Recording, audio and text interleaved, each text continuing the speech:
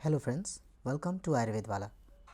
Today in this lecture we are going to solve the question paper 1 of 2025 MUHS. We have this question. So basically we are starting with question number 1 of question 2. First part of question 2. यहाँ क्या लिखा हुआ है? अधो दत्तानाम पदानाम संधिम चित्वा योजित्वा लिखत. दोस्तों समय बचाने के लिए मैंने ऑलरेडी पहले आंसर लिख दिया है ताकि ये वीडियोस छोटा बन सके. आंसर क्या है आपको मैं आंसर को एक्सप्लेन करूँगा. यत प्लस ना से क्या होगा? यन ना से. ये कौन सा संधि हो गया? ये तो अपने फिफ्थ लेटर दैट इज पर सवर्ण संधि हो गया. क्लियर है? यन ना से. कृत्वा अनुसुखम, जहाँ पर भी अवग्रह रहता है उसको हम कहते हैं पर पुरुरूप संधि. ठीक है, पुरुरूप संधि का सूत्र ही है एंग पदांदति.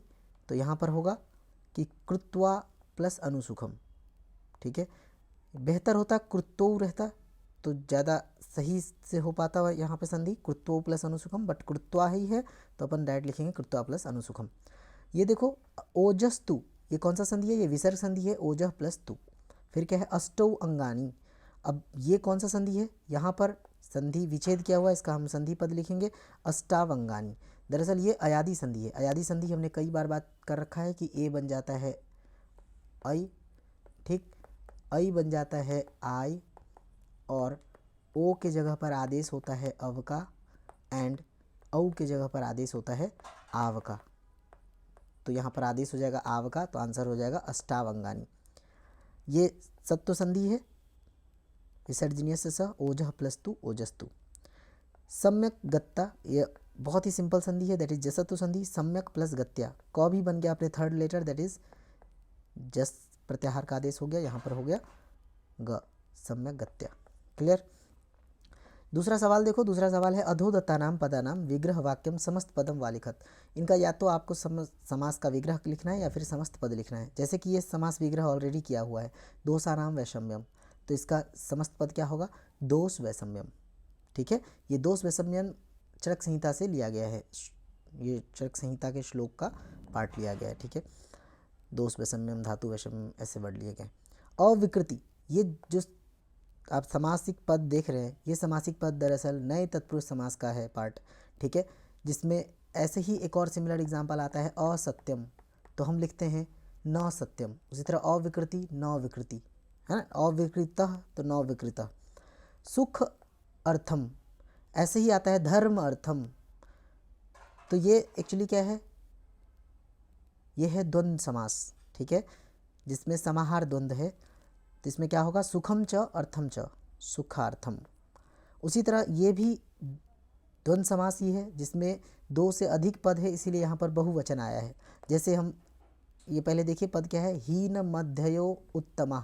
वैसे ही सिमिलर एक शब्द आता है दोष धातु मलाह, तो हम लिखते हैं दोषा च धातु च मला च पलह च. इसी तरह यहाँ क्या लिखेंगे? हीन च मध्यम च और उत्तम च. क्या होगा इसका समासिक पद? हीन मध्योत्तमा. यथा विधि, यथा जैसे ही आ गया ये अव्यय पद है, तो हम कहेंगे कि ये अव्ययभाव समास है. जैसे यथा शक्ति, तो उसको हम कैसे लिखते हैं? शक्तिम अनतिक्रम. उसी तरह यथा विधि, तो हम क्या लिखेंगे? विधिम अनतिक्रम. उम्मीद करता हूँ ये समास और संधि आप समझ पाए होंगे. दोस्तों बच्चों का बहुत सारा रिस्पांस है. कुछ बच्चे कहते हैं कि ये पेपर बहुत आसान था, कुछ बच्चों का कहना है मॉडरेट है, और कुछ बच्चे इस पेपर को टफ भी मानते हैं. बट ये आपके प्रिपरेशन के ऊपर है. अगर आप मेरे से पढ़े हैं तो मैंने इस टाइप के हर एक सवाल को मैं अपने लाइव क्लास में और प्रैक्टिस करवाता भी हूँ. ठीक है, बाकी ये देखिए अव्यय पद से रिलेटेड सवाल है. यहाँ पर हम समझते हैं ये 5, मैंने ऑलरेडी कई बार वीडियो बना करके भी आप लोगों को समझाया है कि ये 5 ही क्वेश्चन आपसे पूछे जाते हैं. ये 5 MCQ mean fill in the blanks रहते हैं और इन 5 फिल इन द ब्लैंक्स को भरना होता है. यहाँ पर आप देख सकते हैं पहला है अव्यय अलम, दूसरा है यथा तथा. हाइफन वाला हो और एक ही फिल इन द ब्लैंक्स हो जिसमें एक ही क्वेश्चन हो जिसमें दो फिल इन द ब्लैंक्स हो, तो आंख मूंद के उसमें भर देना चाहिए. ऐसा मैंने ऑलरेडी पहले बता रखा है. तीसरा अव्यय है, चौथा है इति और पांचवा है रीति. रीति का मतलब होता है बिना किसी, है ना, in the absence of something. तो अलम पहले देखते हैं, एक एक को सॉल्व करने की कोशिश करते हैं. यहाँ पर क्या है? डाइस सिंहो मृग इंद्राणाम डाइस आत्रेय वैद्य के अस्ति. अब 2 फिल इन द ब्लैंक्स है और हाइफन वाला एक ऑप्शन है, तो डायरेक्ट हम लिख देंगे यथा सिंहो। यहाँ आप देखो, यहाँ हम लिख सकते हैं, ये लिख सकते हैं यहाँ पर यथा सिंहो मृगेंद्राणाम तथा आत्रे वैद्यकीय अस्ति। अगला जो सवाल है, वायु एव प्राणः इति जना मन्यते। लोग वायु को ही प्राण मानते हैं, है ना। वायु एव प्राणः इति जना मन्यते। क्लियर है। इसके बाद ये तीसरा सवाल है, वातात, वात से डाइस शूलम न अस्ति। वातात ऋते मतलब के बिना, वात के बिना शूल नहीं होता है। शूल वैसे भी किसका लक्षण है? वात दोष का लक्षण है। तो यहाँ पर आंसर क्या होगा? यहाँ आंसर होगा ऋते। क्लियर है।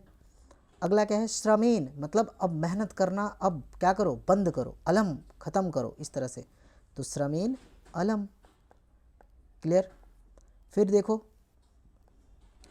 ये जो पांचवा सवाल है, वृद्ध अनिल कार्श उष्णम, है ना, कार्षण ऐसा है, कार्श्यम कार्षणम डैश कुरुते। तो इसका आंसर क्या होगा? कार्श्यम काशोष्णम च कुरुते।